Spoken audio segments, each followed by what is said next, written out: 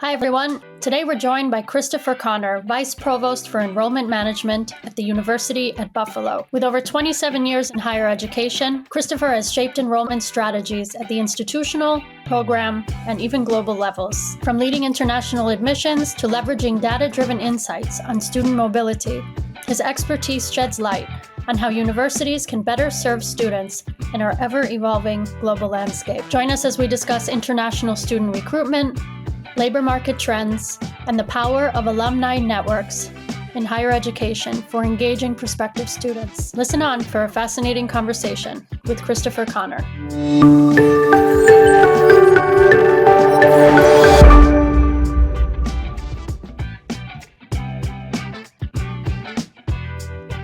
Hi, Christopher. It's great to have you here. Thanks very much for having me, Alana. Fantastic. So before we get into the real nitty gritty, the topic of today's podcast is use of data analytics in recruitment processes and strategy. Can you tell our listeners a little bit about yourself, maybe your educational and professional journey? Sure. So I started my journey in higher education about 27 years ago at the university. I started as in undergraduate admissions, domestic admissions, and then moved into a role in an academic unit to where I was charged with growing our master's program in economics. And the program itself, overwhelming majority of the students that were in the program were international. So that was my first exposure about 25 years ago to really heavily engaging with international students. And I moved through various roles both at the academic unit and program level to institutional level, served at one point as the interim director of undergraduate admissions, also as assistant dean for graduate enrollment management services. And then most previous to my current role, I had spent 8 years as the chief enrollment officer in the School of Engineering and Applied Sciences here at UB, where I was responsible for recruitment, student services, professional development, all the way through graduation, full student lifecycle support for our students. 90% of our graduate students in the School of Engineering and Applied Sciences, of the 3,100 students that we have in the School of Engineering and Applied Sciences, were international. Wow. Then moved on was asked to serve in the capacity as Vice Provost for Enrollment Management at the University at Buffalo. Last year, I oversee undergraduate admissions, international admissions, our educational opportunity program, our One Capon Student Services one-stop shop, and our financial aid office at the university, as well as data analytics in enrollment management and marketing and communications. And now I serve in that capacity, overseeing at the institutional level, where we have about almost 31,000 students at the University of Buffalo. Wow. Okay. um, it's fascinating, actually, that you have basically seen all the students at all the different points in their journey. And that's a really impressive background to have. And I'm sure that that diversity of experience informs, all of your work today, is what it sounds like. Yeah, I think that's an important aspect at all levels, just to make sure that you get to an understanding of what the students deal with through the pathway to their education, all the way through to graduate. Absolutely, absolutely. Great. So now to this really interesting topic of data analytics in enrollment management, recruitment, marketing efforts. And can you tell us, in all of the years you've been in the field, how you have seen data analytics in these processes evolve, and how have data analytics shaped recruitment strategies over the years? I think data itself has evolved in the sense that we were at one point in our profession really trying to come up with data creation. Many of us were having the conversation on data, different data sets for the same information. And people were maybe potentially arguing, well, my data set says this, yours says that. And that conversation would relatively become convoluted and really muddle progress in being able to analyze problems. I think we've moved from the bean counting aspects of data and looking at how we are in the funnel to really more predictive modeling and forecasting, and then also more broadly looking at what generates mobility for students. One particular area that I think has evolved is the 360 view of data. And I look at that as a mechanism of what drives mobility. Number one point, obviously, affordability is important for students, especially if you're looking at international students and being able to be mobile coming to the United States or coming to any country. But really, a topic of high importance is labor market analytics. Labor market drives student mobility. Are the Right. programs that we're producing really able to help students be successful in the marketplace? So I think from a standpoint of data, it's really more about as many aspects that you can look at that to be able to analyze what can generate mobility for students. And labor market, to me, really is one of the most important. Another area where data, I think, has evolved is looking at populations, volumes of populations. Where are we getting generally the most number of students from? What locations have the highest population density? What is the economic fact? What are the economic factors in those particular Right. countries, and what is the likelihood to be able to enroll? So, I think looking at data evolving more than just examining data and creating data, but being able to really see how it can help inform decisions for universities to appropriately recruit and retain students is really important for strategic decision making. Great. And also, it's making me think about the dissemination of the delivery of that data through communication channels to very different types of populations. And I'm thinking internationally, right? So, students in New Delhi, for instance, may receive that information and process it differently, that data, than, a student from Toronto, Canada, for instance. So I see everything that you're saying. I see that it also flows into the student side of things and that student experience of selecting a university, finding out about it, getting that information. So it sounds like you're really working on all the sides. Yeah, I think that's an important point is that often when we're trying to recruit international students to our respective universities, and no matter what country you're in, it's very easy to forget about the fact that those students are coming into a new culture. And that culture itself, it needs to be armed with professional development and soft skill development skills to help those Mm-hmm. students be successful. There are various differences based upon the professionalism and expectations of individuals, even going through the job search. What does that Yeah. look like? The job recruitment of students. In many countries, career placement offices come to their physical university, and the expectation is, well, those employers will come and then place me, and I get automatic placement.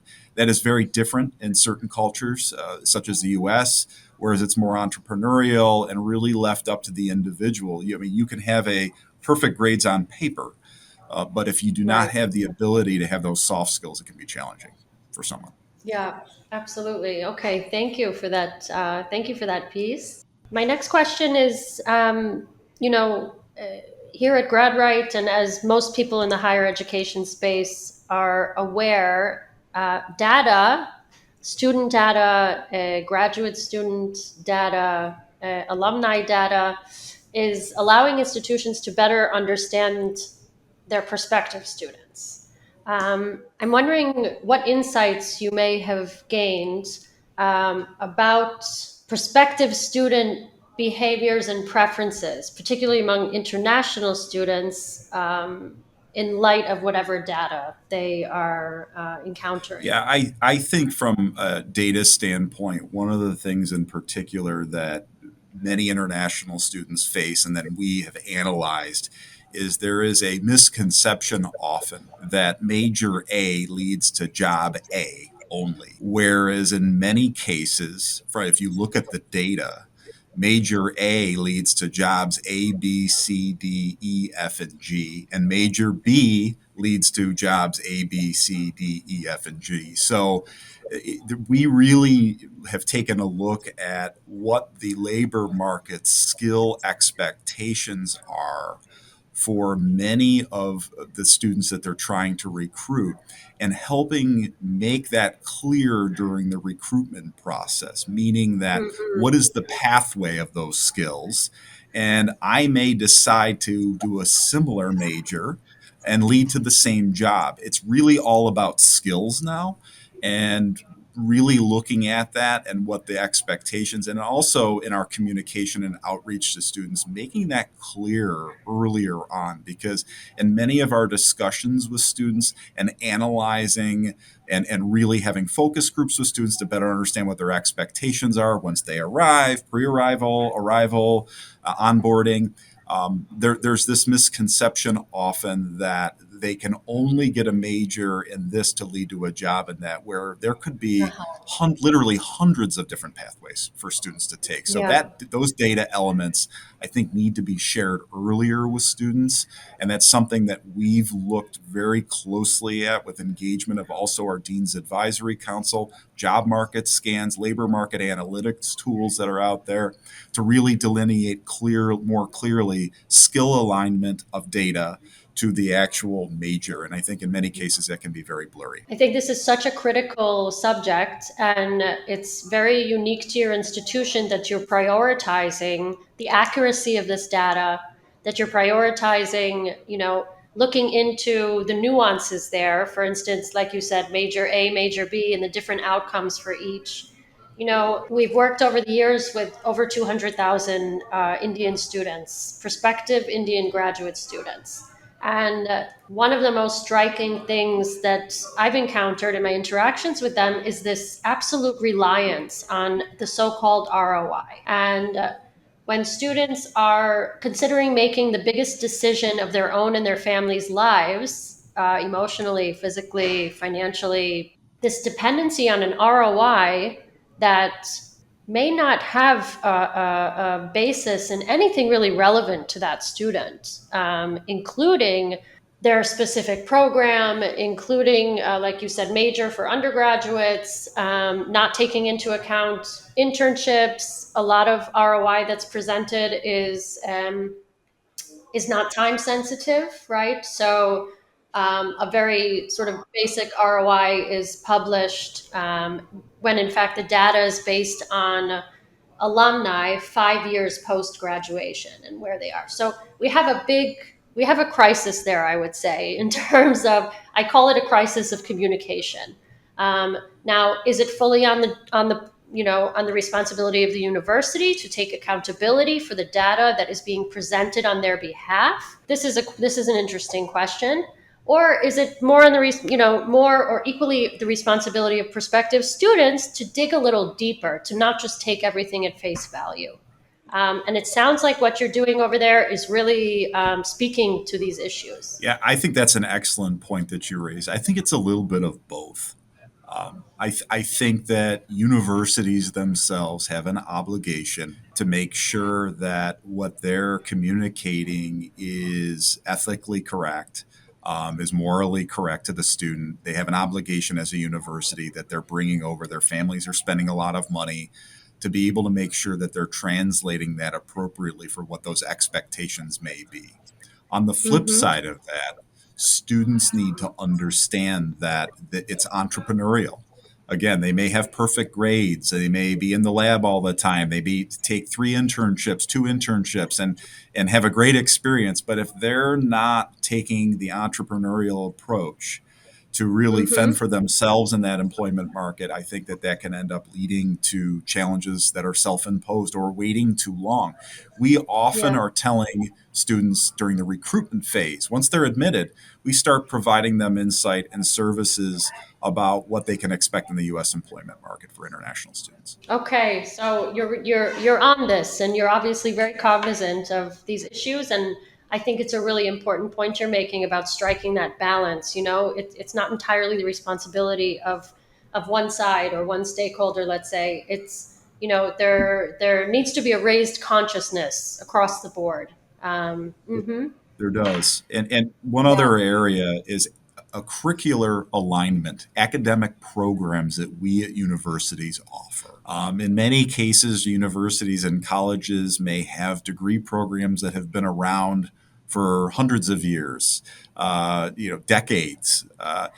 But they're not maybe maturing and modernizing the curriculum to align with what those expectations are for employers. So that is another really important piece that both universities need to be cognizant of, reframing Hmm. existing curriculum, being flexible in the curriculum.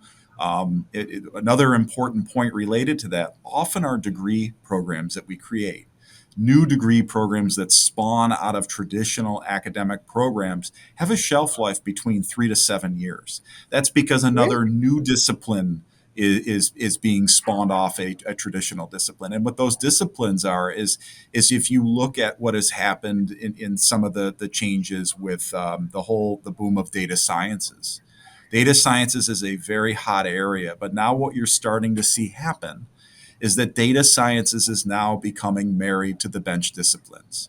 It's being Right. ingrained anything from STEM programs and engineering and mathematics to business and arts and sciences and humanities. So now that shift from the general degree program is moving into the ingrained AI.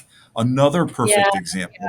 We Hmm. see some AI programs, but now we're seeing AI plus X, AI Hmm. plus something else. So that's an important piece to know, is that the curriculum that you have in place, while it may be there for many, many years, that wave of opportunity for enrollment growth is really from a 3 to 7 year period. And that is really the foundation of your core curriculum that dictates that. Now, you may have Hmm. 793 programs called the exact same thing, but if you peel the layers of the onion back, the curriculum may be very different. And that's an important component for students also to look at, is Yes. that it's all about those skills in those programs.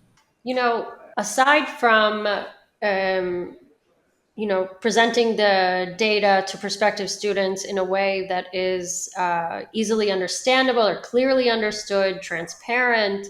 What other things? And you had mentioned student support earlier in the conversation, but what other efforts does your office make in order to, we call it at Graduate, nurturing, right? In order to nurture those students, aside from giving them the basic respect of providing accurate information, can you tell us a little bit more and maybe some advice to other universities who are, who are in this space? How are you reaching international students, and how are you really helping them along this journey prior to enrollment? I think the important piece there is relationship building.